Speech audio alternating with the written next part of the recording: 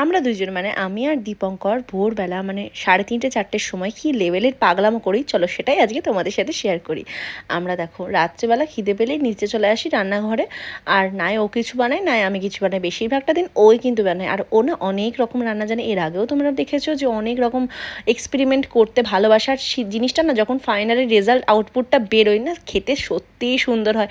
আজকেও হঠাৎ করে দুধের মধ্যে ম্যাগি ঢেলে দিচ্ছিলো, ম্যাগির মধ্যে দুধ ঢেলে দিচ্ছিলো, কীরকম একটা কিছু করছিল, কী করতে চাইছিল অ্যাকচুয়ালি আমি তখনও বুঝতে পারছিলাম না, বাট যখন টেস্ট করালো না ওয়াও জাস্ট দারুণ লাগছিল খেতে। যে এটা বলছিল নাকি মালাই ম্যাগি টাইপের একটা কোনো একটা রেসিপি, অ্যাকচুয়ালি ও নামটা ঠিক জানে না, বললো খেয়ে দেখো, খেয়ে কেমন লাগে সেটা বলো।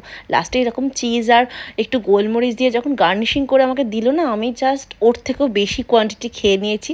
আর সিরিয়াসলি এই রেসিপিটা যদি তোমরাও জানতে চাও তাহলে কোনো একটা ভিডিওতে কমেন্ট করো, পরের ভিডিওতে আমি অবশ্যই বলে দেবো। চলো বাই।